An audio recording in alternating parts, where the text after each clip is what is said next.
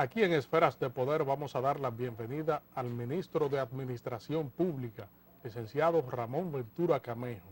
Muchísimas gracias, licenciado, por el honor de estar con nosotros aquí en Esferas de Poder.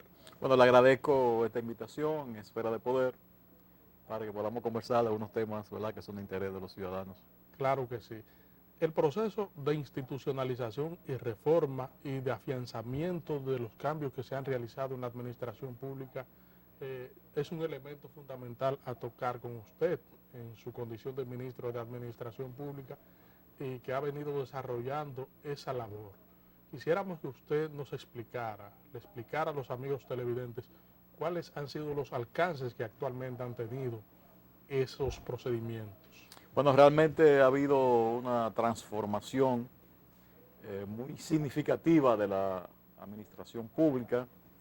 Desde el punto de vista normativo, la Ley de Función Pública 4108 ha sido de mucho impacto en estos procesos de cambios, pero también la reforma constitucional, desde los artículos 138 al 148 de la Constitución, consagran, o sea, le dan ya un contenido y una protección constitucional a la función pública, y realmente esto ha sido muy relevante para la confianza y la credibilidad en todos estos procesos.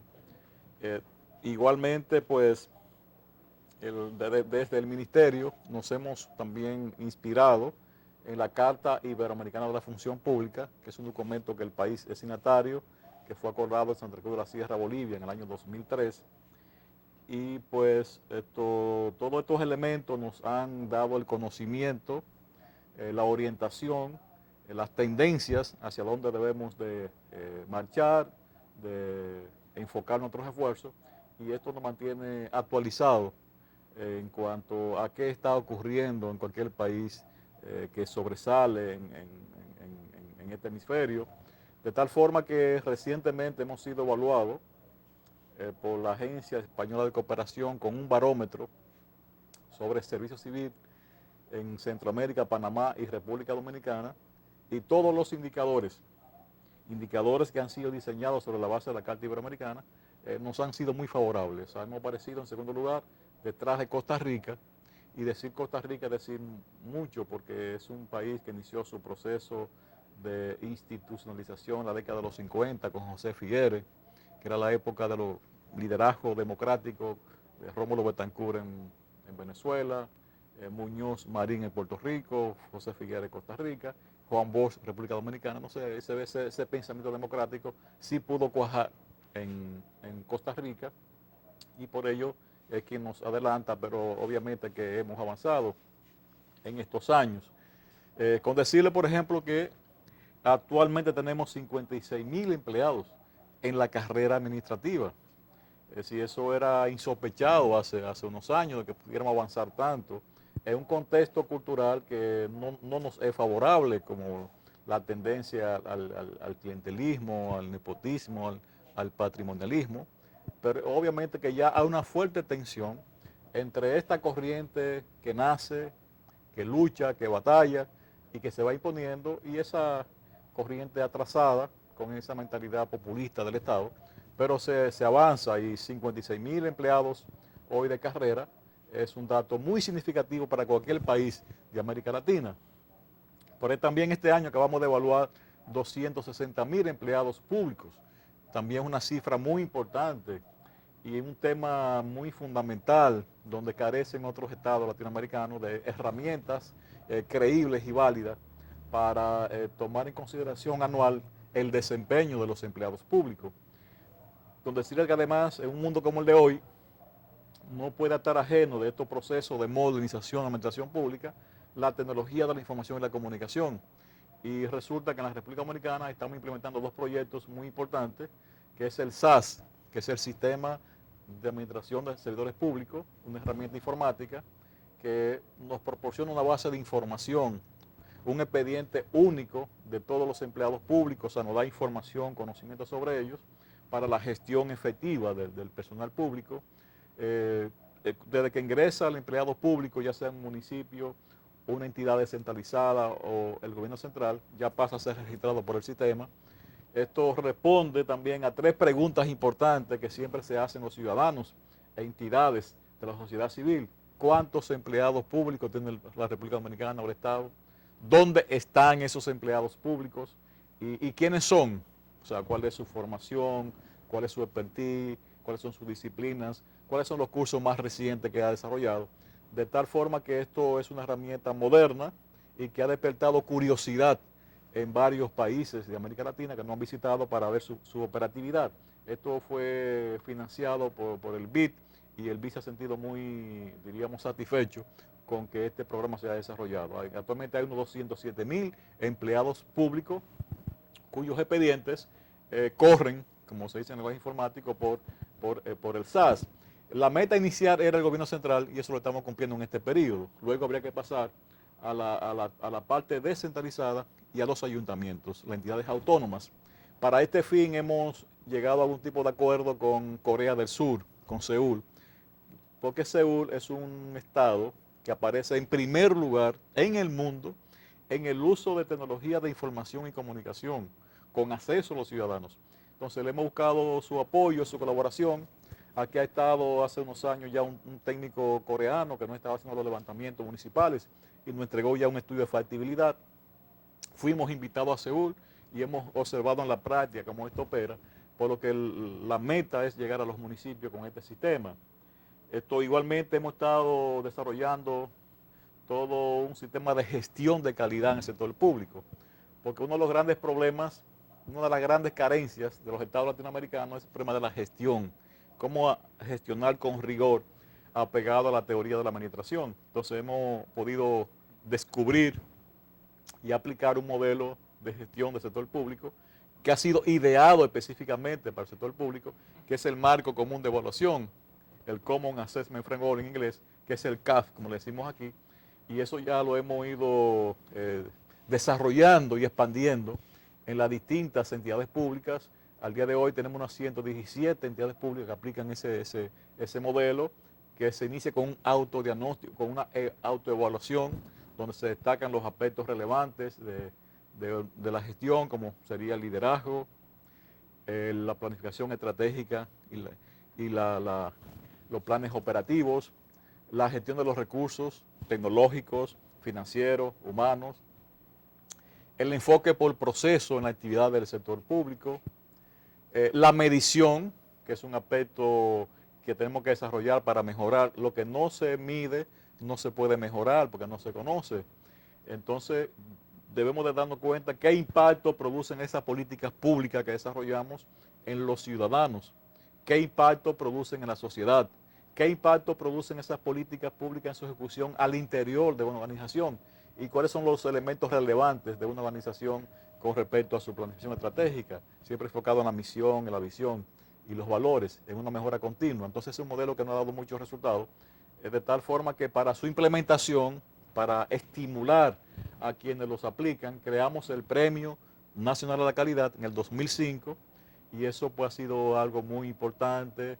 En la actualidad tenemos 2 entidades que luego de haber sido premiadas en República Dominicana, han sido premiadas en el Premio Iberoamericano a la Función Pública que se hace en Madrid, Fundibec, que son ONAPI y Promese. Entonces todo esto pues avala que el modelo es correcto, porque van otros países con otros modelos, y que el jurado que tenemos es un jurado de calidad. El jurado, hemos querido que siempre sea un jurado independiente al sector público, integrado por el CONET, los empresarios de Herrera, Participación Ciudadana, la FINJUS, la UAS, USAID, hasta la OPS también participa, el Plan Estratégico de Santiago. Entonces, actualmente la presidenta del premio es Isabel León, de la empresa León Jiménez, de tal forma que ellos han sido reconocidos cuando se ha premiado a entidades que ellos han seleccionado previamente. Y debo decir en este campo que nos llena de orgullo dominicano de que cuando fuimos premiados en ONAPI, lo fuimos conjuntamente con la Coca-Cola de Argentina, con un puerto moderno de México, con un ayuntamiento de España y con un órgano público de Colombia. O sea, esos fueron los únicos premiados en ese año. De tal forma que yo creo que estamos construyendo una nueva administración pública que se consolida y que nos parece que ya a este nivel de desarrollo eso es irreversible. Usted planteó algo interesante, que la República Dominicana, en términos de avances de la administración pública, solo está detrás de Costa Rica. Explíqueme ese proceso y cómo se realizó ese ranking, para decir, para utilizar un término. Muy bien, entonces me refiero cuando se trata de Centroamérica. Exacto. Porque ya fuera de Centroamérica hay otra situación, ¿verdad? Sí. Pero en Centroamérica estamos dentro de Costa Rica. Bueno, esto se inició en el año 2004, estas mediciones, cuando el BID creó esa herramienta en base a la Carta Iberoamericana, donde, diríamos, definieron unos estándares, unos indicadores estándares para aplicarse en todos los países. Por ejemplo, ahí en sentido general se mide la eficacia de la administración pública, se mide el mérito, cuál es el nivel de mérito que hay en las administraciones públicas, se mide la consistencia estructural, se mide la capacidad funcional y la capacidad integradora. Entonces eso se desglosa en múltiples otros indicadores, porque se parte de idea como que si lo que usted está haciendo en la administración pública obedece a un plan del Estado, si hay un plan estratégico general, que en este caso de República Dominicana tenemos la Estrategia Nacional de Desarrollo. Todo lo que hacemos está orientado también en esa Estrategia Nacional de Desarrollo. Si el personal está orientado en su labor a trabajar en función del cumplimiento de esa estrategia, si la burocracia responde a los planes políticos. En definitiva, son criterios muy bien elaborados, muy bien enfocados, trabajado por uno de los actuales, un gurú de la administración pública iberoamericana, que es el señor Francisco Longo, que trabaja para el PNUD, Naciones Unidas, para el BID. Estuvo aquí recientemente en esa medición. Vinieron analistas de Argentina, de la Universidad de San Andrés, que es muy conocida en el país. Vinieron gente de España y un consultor de Guatemala que ellos utilizaron para estos fines. Entonces, se desplazan por diversas entidades, buscan investigaciones que se hayan hecho en la República Dominicana, consultan a administradores públicos, a servidores, pero también consultan al sector privado, consultan sociedad civil, consultan personalidades, es decir, tienen toda una metodología que englobe a todos los actores con esos indicadores bien precisos, operativos, que le permitan ser objetivos. Y les reitero, son indicadores que han estandarizado y son aplicables a toda América Latina. De tal forma que así se procedió. Luego en el 2008, la Agencia Española de Cooperación, que da cooperación técnica a estos países nuestros, Centroamérica y nosotros, quiso saber cuál era el impacto de su colaboración, de su financiamiento, para ver si eso procedía. Y entonces ahora se hizo otra vez en el 2012. Entonces se va comparando 4 años para ver cómo va eso, y realmente nosotros hemos tenido un ascenso muy reconocido por estos profesionales de las administraciones iberoamericanas, y pues eso nos sitúa. Ahora igualmente recibimos observaciones críticas, o sea, también nos dicen, miren, esta parte debe de mejorar, y eso nos orienta para insertar esas debilidades o esas áreas de mejoras entonces en el plan operativo del año. Por ejemplo, ellos nos insistieron a nosotros que debíamos mejorar la planificación de personal en el sector público, o sea, que nadie está improvisando. Que así como usted hace el presupuesto anual de las obras, ¿verdad?, de todo el gasto, de las compras, también haga su presupuesto anual de personal. ¿Cuánto personal usted va a requerir en función del plan estratégico? ¿Dónde están esos puestos en su estructura y los procedimientos para llenar esas vacantes? O sea, y otro tema que nos sugirieron mejorar es el tema salarial, dado que hay ciertas distorsiones en el sector público, el problema del salario, y para ese fin ya hay una ley en el Congreso que trabajamos con parte de esos técnicos. Esperamos que se apruebe esta legislatura. Y en lo de planificación recibimos asesoría chilena, que tiene muy buen nivel en planificar personal, y ya se han emitido resoluciones e instructivos para mejorar esas áreas. Ahora, en el campo de la medición, hemos querido llegar más lejos. Hemos establecido relación con la OCDE, que también se dedica a evaluar las administraciones públicas, sobre todo de Europa, y ya comienza a insertarse en América Latina. Le ha hecho una evaluación a México, le hizo evaluación a Chile y a Brasil. Y ahora será el próximo la República Dominicana, porque así lo hemos solicitado. Ya nos hemos reunido con sus técnicos, ellos han hecho visitas ya al país, y en el transcurso del año darán a conocer los resultados de su opinión sobre nuestra administración pública, ya con otros parámetros que son propios de la OCDE, pero igualmente relevante, igualmente objetivo. Vamos a solicitar su anuencia para hacer una pausa aquí en Esferas de Poder y en breve regresamos con el licenciado Ramón Ventura Camejo, ministro de Administración Pública. Estamos conversando con el licenciado Ramón Ventura Camejo, ministro de Administración Pública. Licenciado, para nadie es un secreto que su esfuerzo es loable y forma parte precisamente de su trayectoria personal y profesional, que hay que decirlo. Sin embargo, las reformas, los cambios siempre traen resistencia y regularmente a veces no se ven de inmediato los resultados, o sea, el impacto de esa reforma. A partir de esas transformaciones que se vienen ejecutando, desarrollando, ¿cuándo pudiéramos tener resultados de mayor tangibilidad que lo que se perciben quizás actualmente, o lo que se observan actualmente? Sí, como usted señala, son cambios culturales. Los cambios culturales requieren más tiempo para producirse que lo que son, diríamos, materiales. Pero obviamente que comienzan a manifestarse ya los efectos.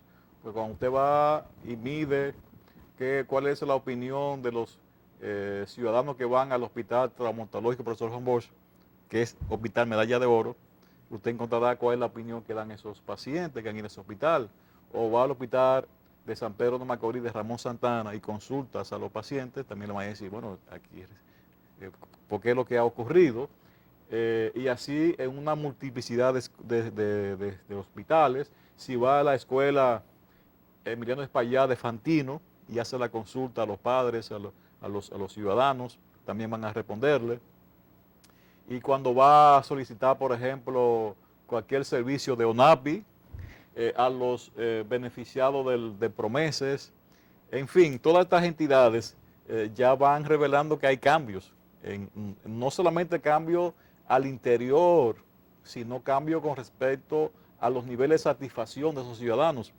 Y ahora mismo estamos, diríamos, dedicados con mucho interés a simplificar trámites, que son las llamadas ventanillas únicas, que eso sí realmente sería un impacto más general y más global y más reconocible cuando logremos finalmente que comiencen a operar. Para esto estamos contando con asesoría de España. El profesor Rivero, que ha estado varias veces en la República Dominicana, donde está elaborando el marco jurídico de ese sistema. Él lo elaboró para España, algunos países de Europa, de tal forma que sería otro gran impacto, las ventanillas únicas a nivel de turismo, a nivel de obras públicas, a nivel de telecomunicaciones, que son tres áreas donde los inversionistas nos han reclamado, nos han visitado, las asociaciones, y hemos tomado eso como una de las cosas más fundamentales que esperamos dejar operando antes que acabe este mandato presidencial. Igualmente está, diríamos, el comportamiento de esos 56.000 empleados públicos, que son de carrera, que tienen muy claro que deben recibir a los ciudadanos con mucha atención, con calidez, que se deben a ellos, que deben enfocarse en sus demandas, que deben resolver los problemas que van a demandar y que son los dueños de nuestros procesos y nuestro trabajo, porque son los que nos remuneran con sus impuestos. De tal forma que cuando usted encuentra a esos servidores públicos de carrera dándole un servicio, usted marca la diferencia entre un antes y un después. El uso de la tecnología de información.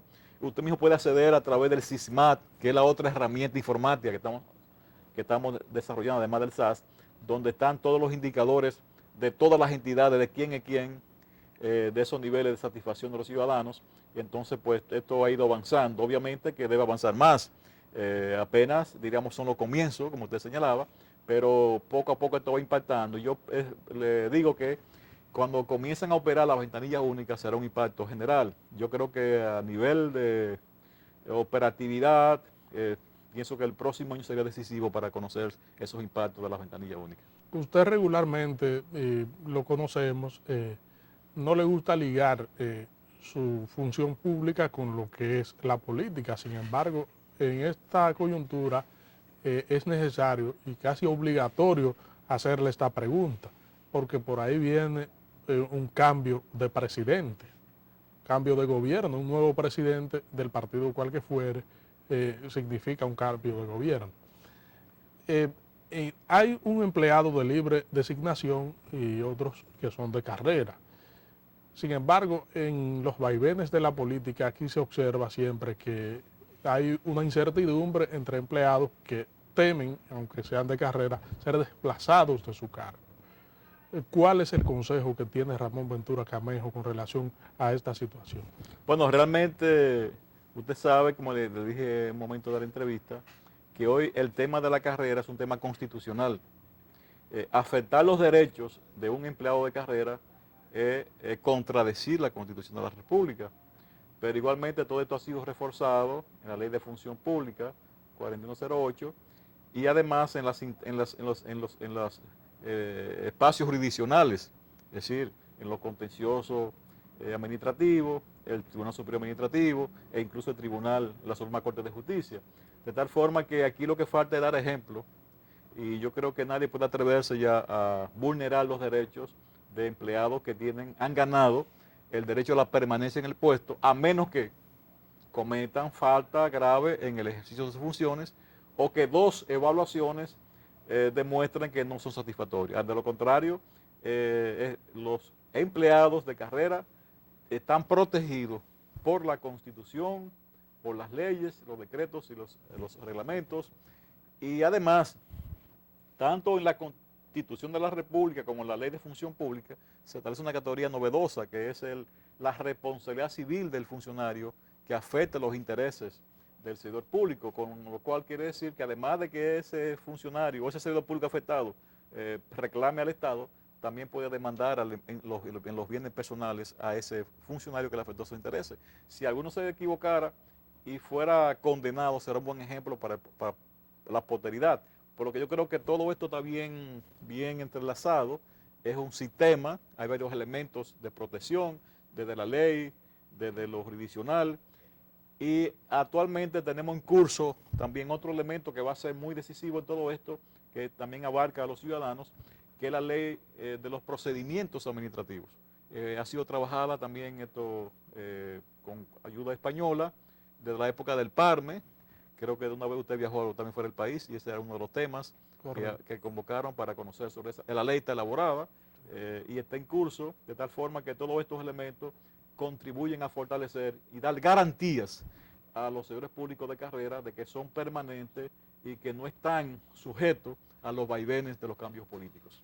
¿Significa esto que ningún gobierno que venga a partir del 16 de agosto puede tocar el tema de los empleados de carrera? Bueno, porque eso, como les reitero, provocaría sanciones contra esos funcionarios y reclamos internacionales, porque ya todo esto, como usted sabe, también somos parte del Centro Latinoamericano de Administración para el Desarrollo, el CLAD, y que actualmente tenemos el honor de que el CLAD, su secretario general es el licenciado Gregorio Montero, o sea, uno de los actores fundamentales de los cambios que hemos operado en la administración pública, fue viceministro hasta hace poco tiempo, y de hecho ya eso significa que tenemos actores en instancias tan importantes como el CLAD, pero igual también está el Foro Centroamericano, el ICAC, igualmente múltiples relaciones con distintos organismos internacionales como el BID, el Banco Mundial, la Unión Europea, que es una organización que nos ha favorecido grandemente y ha financiado parte de estos proyectos de cooperación, de donaciones de la Unión Europea para contribuir al fortalecimiento de las administraciones públicas de nuestro país.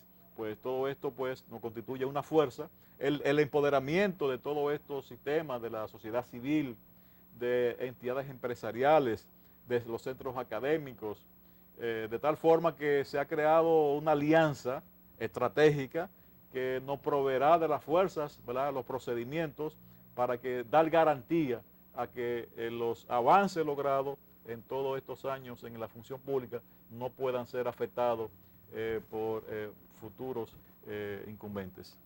El Ministerio de Administración Pública tiene a cargo o tiene en proceso la realización de varias reformas o de varios controles, pudiéramos decir, entre ellos el que establece los límites de los viceministerios. Está haciendo un proyecto creo que de decreto o de ley, usted me corregirá o me dirá el punto exacto. ¿Cuál es el alcance que tiene esto y hasta dónde se pretende llegar con esta situación?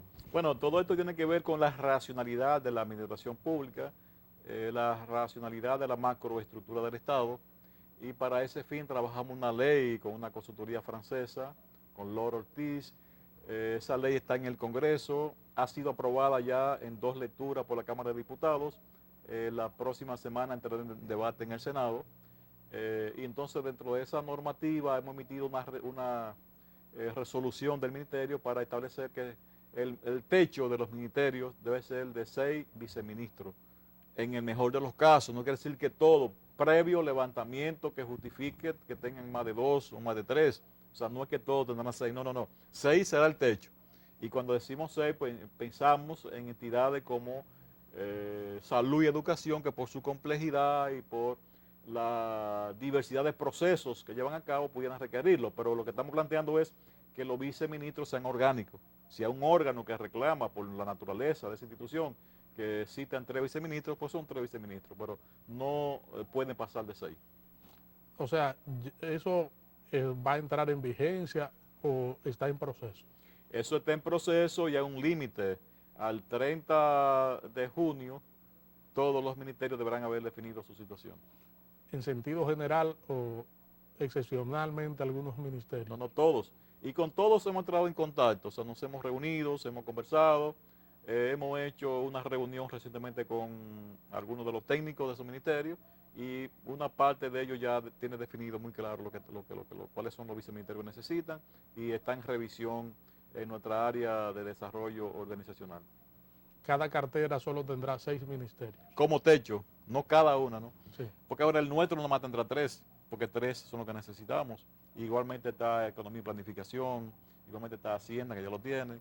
Es decir, pudieran, cuando sea demostrable, y les reitero, posiblemente Educación y Salud pueden tener 6, el resto no, porque tiene que ser demostrable de que sus procesos claves, sus áreas básicas reclaman esos 6.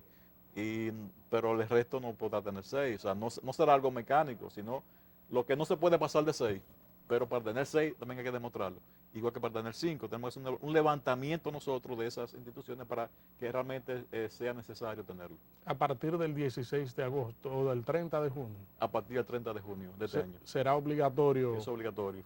Ya. Incluso antes de esa fecha la ley estará ya promulgada.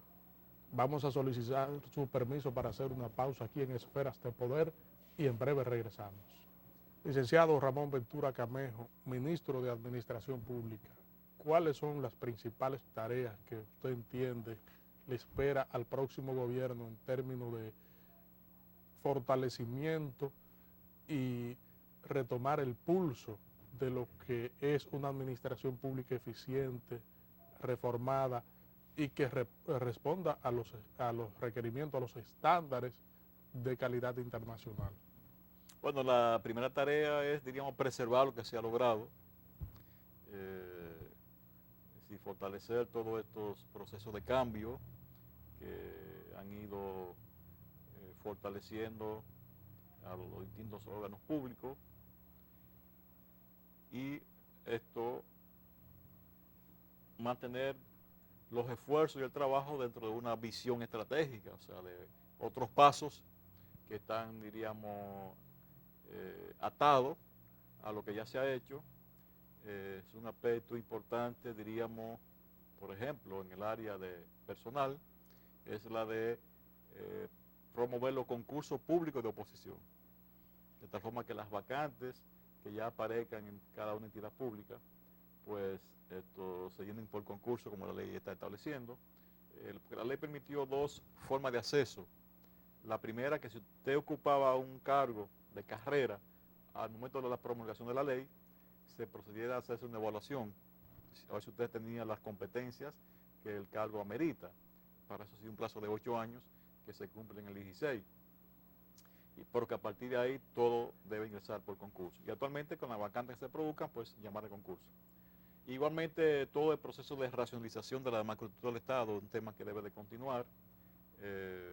Hay que definir, diríamos, áreas que hoy tienen duplicidades, entonces hay que reducir esas duplicidades y tener un solo órgano que pueda ser el mecanismo de control, el órgano rector de esos temas.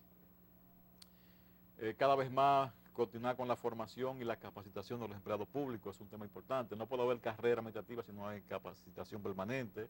Por ello tenemos acuerdo con la Escuela Francesa de Administración Pública, la ENA, y que eso debe de continuar con los directivos públicos. Otro aspecto importante es que en el futuro inmediato, no digo inmediato, digo inmediato, debe procederse a establecer la carrera del directivo público. Es decir, como el caso chileno, donde hay cargos que anteriormente eran cargos de libre momento de remoción, eran políticos, y por mandato presidencial pasaron a ser cargos de carrera. En Chile, por ejemplo, el director de presupuesto es un cargo de carrera, o sea, y así ocurre con otras direcciones parecidas. Eso es importante porque a la medida que el directivo público tiene esa formación, eso tiende a irradiarse hacia abajo y eso fortalece la calidad de la gestión pública. Contribuir cada vez más al uso de la TIC al servicio público, de tal forma que una parte importante de los servicios se pueda acceder por vía del Internet y eso le facilita la vida al ciudadano. Simplificar los procesos.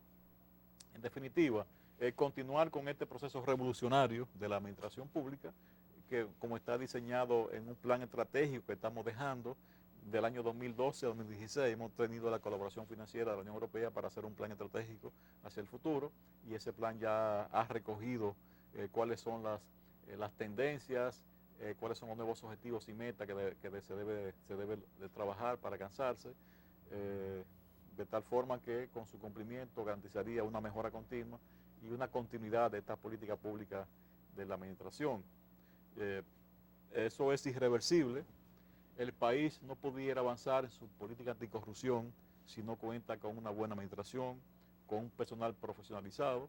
Usted encuentra que cuando Transparencia Internacional hace mediciones, Chile, Uruguay, aparecen en Costa Rica en los primeros lugares de menor índice. ¿Y por qué ocurre eso? Entre otros factores, porque su personal público es profesionalizado, tiene garantías, es permanente, tienen mérito, han sido reclutados en base a los procedimientos establecidos por los subsistemas de gestión de personal, de reclutamiento, selección, promoción, capacitación. O sea, se aplican estos subsistemas y eso es una garantía de un buen personal y eso ha sido un arma fundamental de la lucha contra la corrupción y la calidad de los servicios públicos, las grandes metas sociales y económicas en otros países no se pueden cumplir sin una buena administración, porque si no hay una buena administración que sea ágil, que de calidad, que se pueda conectar con el empresariado, de darle facilidades en el tiempo, ¿verdad?, y en la calidad a los servicios que se presta, entonces se pierde ventaja comparativa. O sea, todos los grandes cambios que se han producido en los países que conocemos han pasado porque tienen una buena administración pública. Usted es miembro del comité político del Partido de la Liberación Dominicana, es una figura de gran trayectoria en ese partido, uno de los fundadores. Actualmente estamos en un proceso político donde hay una competencia cerrada, una lucha cuerpo a cuerpo entre Danilo Medina e Hipólito Mejía. ¿Cómo perfila el licenciado Ramón Ventura Camejo el actual proceso electoral y si cree que realmente el PLD retendrá el poder en las próximas elecciones? Sí, pienso que Danilo Medina será el próximo presidente de la República porque las encuestas, diríamos, más independientes lo están colocando en la preferencia del electorado y importante en este campo es no tanto, diríamos, la cuantificación, que aparezca con 7 puntos por encima, con 5 puntos por encima, sino la tendencia, porque Danilo viene de abajo hacia arriba. Hace unos meses estaba atrás, sin embargo ha ido de manera progresiva y continua mejorando su posicionamiento hasta colocarse hoy por encima del candidato del PRD, mientras que el candidato del PRD ha ido también en un descenso progresivo o regresivo, un descenso, o sea, lo cual la tendencia le está perjudicando y si nos guiamos por el discurso, algunas expresiones como que hay desesperación fruto de esa situación. Yo he dicho en otras oportunidades que si él sigue bajando como está, es posible que encuentre petróleo, porque realmente ha sido de una distancia tan grande que tenía con Danilo hace unos meses, pues ahora ha pasado al segundo lugar. Y creo que además en esto tiene mucho que ver 3 aspectos que son muy importantes en una campaña electoral. es la organización, o sea, con qué partido yo cuento, cuál es la reputación de ese partido, cuál es su organización, cuál es su disciplina, cuál es, diríamos, la unidad interna. En una campaña vale mucho que la organización que postula un candidato tenga unidad interna. Sabemos de las contradicciones y los conflictos que existen al interior del PRD y sabemos de la unidad que existe alrededor de Danilo Medina. Pero igualmente cuenta las experiencias, cuáles han sido los resultados de los gobiernos anteriores de ambos partidos. El PRD se caracteriza por ser un partido que ha gobernado con crisis, que ha provocado crisis financiera, crisis económica, crisis de la moneda, sobre todo el gobierno de Hipólito Mejía, pues esa fue su característica. Si observamos el gobierno de Leonel Fernández, un gobierno que tiene como característica el crecimiento económico, la estabilidad macroeconómica, la confianza, una imagen internacional inigualable. Y el otro factor son los candidatos, o sea, cuáles son las propuestas de los candidatos. Danilo Medina tiene la ventaja de que tiene ideas muy claras de lo que quiere, lo ha reafirmado en su consigna, en una forma bastante amplia, es decir, conservar lo que está bien, corregir lo que está mal, o sea, está admitiendo que van a haber cosas que hay que mejorar, pero también hacer su propia política de lo que nunca se ha hecho, de tal forma que ahí hay todo un abanico para generar aceptación en todos los sectores de la sociedad dominicana. No así ocurre con la candidata del PRD. Usted no sabe cuál es su programa, usted no sabe qué es lo que él dice, porque se contradice, no hay idea clara, hay una especie de sentido del humor, siempre se quiere responder con chistes a la cosa. Entonces, el mundo vive hoy una grave crisis económica donde los pronósticos no son certeros. O sea, para una gran parte de los pensadores económicos y sociales, la crisis no ha terminado a nivel mundial. Entonces se requieren gobernantes que sean prudentes, gobernantes que tengan formación en el área económica, gobernantes que sean capaces de generar diálogos, de generar consensos, de ser inclusivo, de dar participación. Y yo creo que en este caso Danilo Medina tiene esa característica por su vocación democrática, de ser un hombre respetuoso, un hombre decente, y además un hombre con experiencia, que fue presidente de la Cámara de Diputados, fue ministro de la Presidencia, dirigió campañas electorales de Juan Bosch, de Leonel Fernández. En fin, yo pienso que son esos atributos que le acompañan lo que han provocado que el ciudadano se haya dado cuenta realmente de que es la persona que debe ganar las elecciones para seguridad y tranquilidad de los dominicanos, y además que está acompañado por Margarita Cedeño de Fernández, que es una persona que tiene mucho carisma, que ha logrado una gran política social y que genera admiración y respeto por los sectores más vulnerables del país. Licenciado Ramón Ventura Camejo, para nosotros ha sido un gran honor tenerle aquí en Esferas de Poder para que se dirija al país y le explique los procesos de reforma que se están llevando a cabo en la administración pública y fije su posición política en su condición de miembro del comité político del Partido de la Liberación Dominicana. Esferas de Poder siempre será un canal abierto para una personalidad como usted. Muchas gracias, muy agradecido. Gracias a ustedes, amigos televidentes, por habernos acompañado. Hemos contado con la comparecencia del ministro de Administración Pública, licenciado Ramón Ventura Camejo. Les invitamos a que nos acompañen en el próximo contenido de Esferas de Poder. Federico Méndez se despide de ustedes.